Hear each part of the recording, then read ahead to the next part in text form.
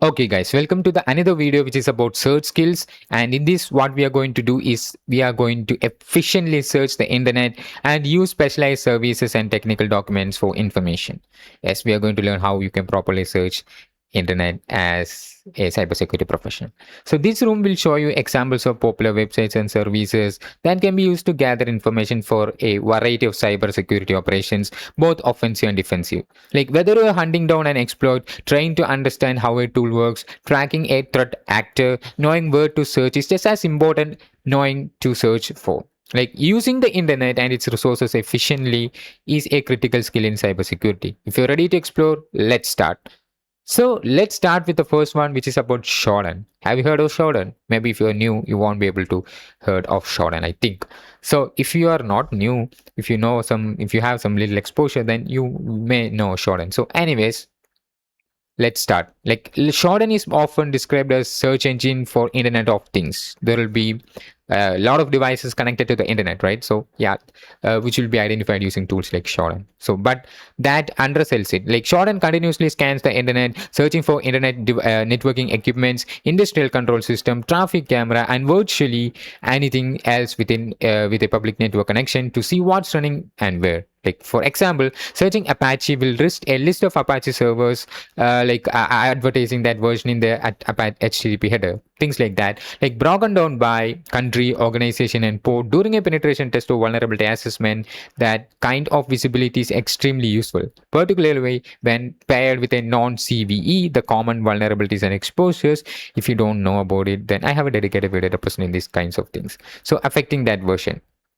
So yeah, in short, we can say as CVE, the common vulnerabilities and exposures, guys. Like every vulnerability discovered has a CVE number, guys. So this can be used to track that particular vulnerability. We have websites like cvnew.org.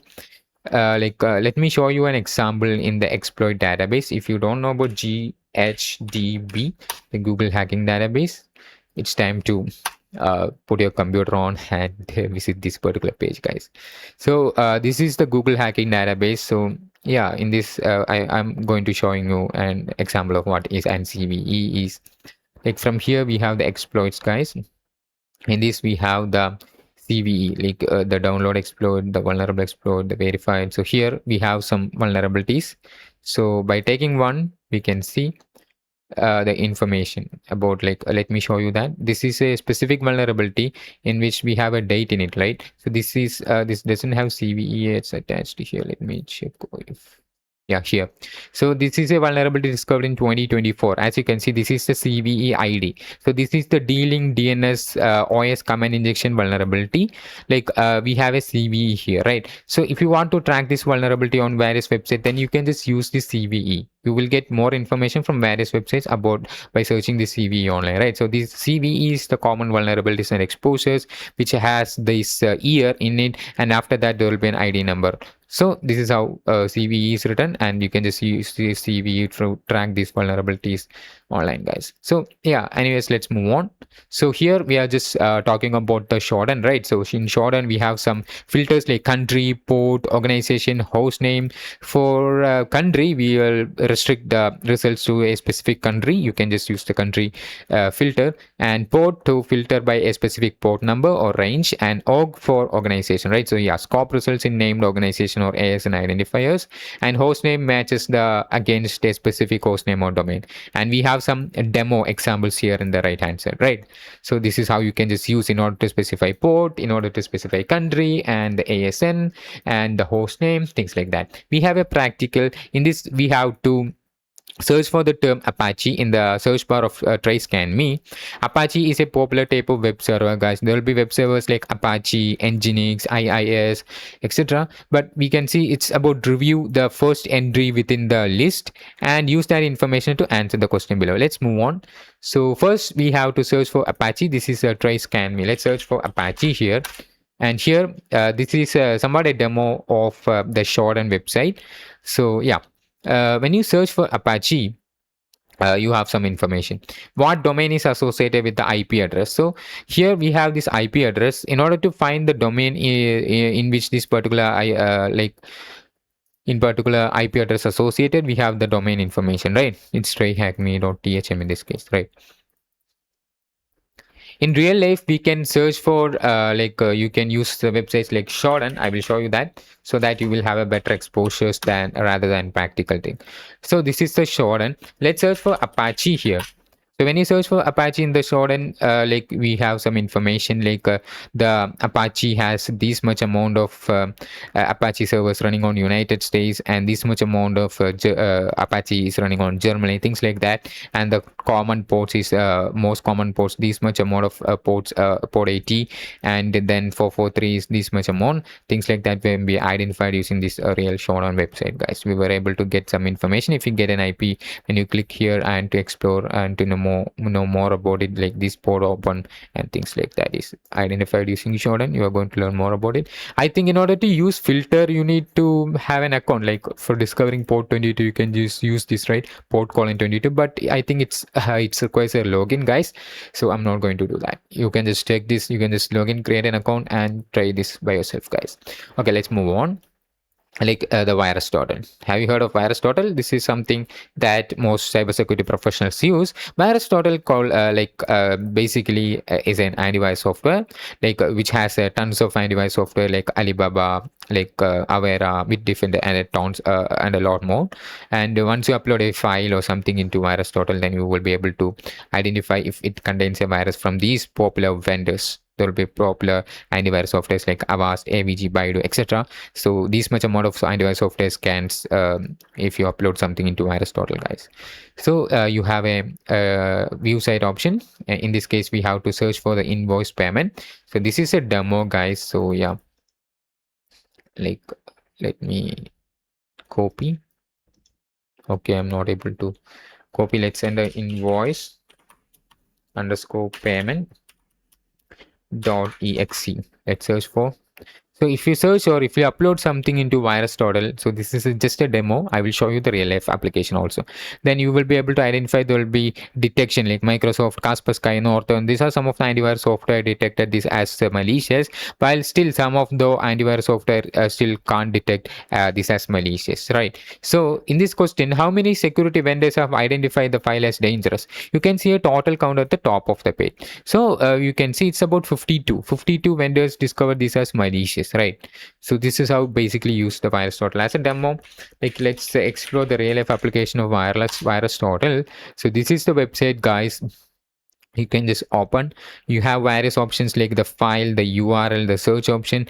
In order to find if a file has virus or not, then you can just if you have a URL, then you can just upload. If you have a URL, IP address, or domain or file hash, you can just upload in the search. You can just paste that in the search. Let's try to upload a file here. So I think I don't have any file. So let me show you one example. Let me create something on MS of Venom.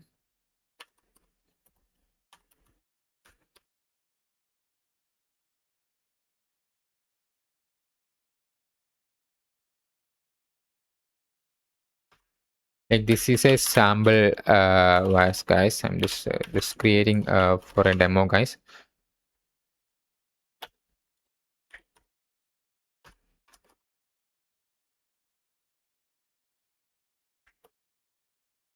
So I just created a game.exe using this particular MSF Venom tool, which is malicious, which can be used to what I say, creating some virus or things like that. So I'm not going too deep into it as of now. So yeah, we have this one. So I try to upload it here and confirm upload on virus total. And now you were able to see that it is detected by this antivirus software. Yeah. So it's scanning and it's detected, right? So these are some of the antivirus software that is detected this as malicious. So it's scanning some of this antivirus software still it cannot detect this as malicious, right? So like that you can just identify if it is malicious or not. Like it's 61 vendors detected this as 61 vendors scanned this and 23 detected this as malicious. Like that you will be able to identify if you get a virus, if someone sends it to you. So if you try to upload that into virus total, if you suspect, then you can just check like this and identify if it is a malicious or not, guys. So this is how you basically use this. And Yeah, I hope you understand it. So let's move on to the CVE as we explored before, the common vulnerabilities and exposures. It's a program that's the closest thing the industry has to a universal dictionary of non-vulnerabilities. As we know, right? The CVE, the year and number, as we explored, like 2025 is the year in which this particular vulnerability is discovered, and this is the number, right? And we have CVSS, guys, like the impact, like the common vulnerability scoring system. So yeah, let's explore. Like we have to search for a vulnerability in the vulnerability database. So in this case, we are just searching for this particular CVE. Okay, now let's search. So here you have information like it's 2026, right? The published date and in related information, the last modified date, and the description of this vulnerability, and the CVSS score. If it is high, it will be 10, right? So it may be critical, I think. So yeah, anyways, we can see some of the information about it. So what CVSS common vulnerability scoring system classification did the vulnerability get? In this case, it's 10, right? So this is a demo. Let me see, show you the real life application, guys. When you search for CVSS, you will be able to see there will be things like this. Like we have low, medium, high, and critical. 9 to 10 is actually critical in real life, guys. So low is 0.0 to 3.9 is what we can call as low. And if the score is 4 to 6.9, it is called as medium. And if the score is 7 to 8.9, it's point.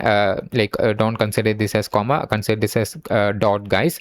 And it's basically this like high. And if it is 9 to 10, it's critical. Okay, so here you can see low 0.1 to 3.9, and medium, the high, the critical is this. Right, this is about common vulnerability scoring system. As I shown you what is a CVE before, so I'm not going to repeat that again. So this is about the CVSS, the common vulnerability scoring system. So every vulnerability should have a score, guys. As I think we have a CVE before. So yeah, let me show you one more thing, so that you will have a better understanding. Like let's move on to the Google hacking database once more. Oh, I think we get an error. So here also we have an ID of CVE 2026. Let's see if it exists. So here, let's search for the CVSS score here, right? So let's search for like you will be able to identify from the NVD, I think. So let's check if we can get any score from the National Vulnerability Database. So here it is. So here it is, guys. The 5.4 is the base score in this case. It's a medium, right? So as you know that if it is CVSS score. So if it is like 4 to 6.9, it's medium, right? In this case, it's 5.4. So that comes under this category, and it's medium severity, right? So like that, you will be able to identify its severity, right? So this is about the score, guys. I hope this is clear for you.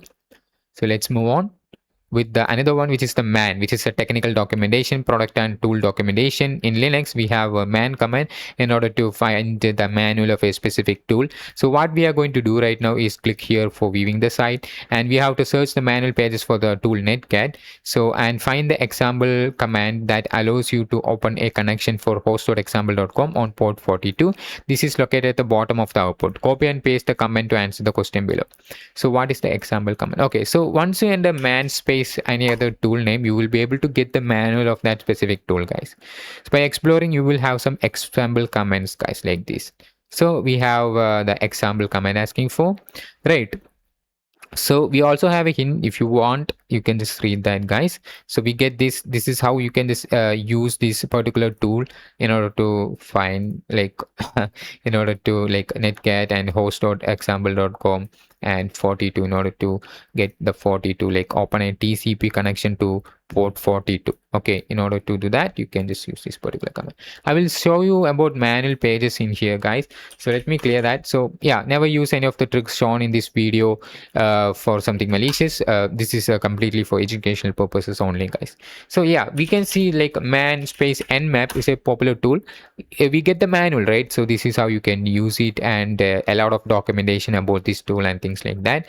So like that, you can also view the help menu in order to get some more understanding. This is how the help menu looks like, which has some examples and some of the common examples. Instead of a lot of description about the specific tool, we have some common examples like this in the help menu, guys. Okay, like that, they are talking about netcat nc. So when you search for man NC, we were able to see the description. Like that, you will be able to find the manual of every tool using man. Not every tool has manual, guys. You have to view the help menu also. Let me show you that also, like, so that you will have a better understanding. So this is the harvester tool. When I search for the man, you can see there will be no manual entry for the harvester. So in this case, you can just view the help menu, guys, using minus minus help will provide you the help menu of how you can just use this tool, right? So this is how you can use. Not every tool should have manual, but most tools should have an help menu. You have to use that help menu in order to get the description, little description, and the use cases of how you can use things like that, right? I hope this one is clear for you. So yeah, let's move on to the GitHub. So what I done is not just exploring this lab, but also showing you the real life application of that, so that you will have a better understanding, guys. Okay, let's move on to the GitHub. So this is something to keep in mind on it. Like, GitHub can be a great resource for staying updated on the latest threats and vulnerabilities. Researchers like often publish proof of concept code, exploitation tools, and detailed technical reports in the GitHub. There are usually faster than official channels. Like searching for CVE, the common vulnerability exposures like these directly on GitHub often reveals the repositories contains the proof of concept code, scanner scripts, or detailed analysis of the vulnerability. That said, not all POCs are equally reliable. Some are incomplete, some are intentionally flawed, and occasionally a POC repository is malicious itself. Always verify what you are about to execute. Like, we have a practical lab here, so a demo lab. Like, review the repository for CVE this. So here we have search for CVE option. So let's search for this and read the readme about the vulnerability and use that information to answer the questions. Let's search here, and this is a sample demo of a repo, and here we have the readme, guys. Once you click or once you move, you will be able to see the readme is here.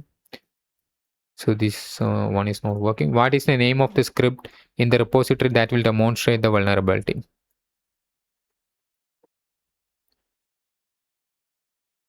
Like, I think that they are talking about the name of the script in the repository that will demonstrate the vulnerability. So here you can see a list of files at the top of the page. Other files include a readme. So here we have the exploit.py, guys. This is the script that is actually using here for exploiting this particular vulnerability, right? So yeah, the repository that will demonstrate the vulnerability. This is what in order to demonstrate this vulnerability, we have this exploit.py. Like that, let's search online about the specific CVE on the GitHub is here, guys. We have some information about the specific vulnerability like this. We have some proof of concept like this, right? This can be used for this particular vulnerability, neo4j log injection, right? We have some information about this vulnerability, the proof of concept, like how you can use this Python script in order to exploit this vulnerability. Like that, things are available in the GitHub platform, guys. So again, that's the real life demo of GitHub. So I hope that one is clear. So they're talking about the file name that we can use for exploiting this specific vulnerability. It's exploit.py, right? So I hope this video is informative for you guys. Thanks for watching.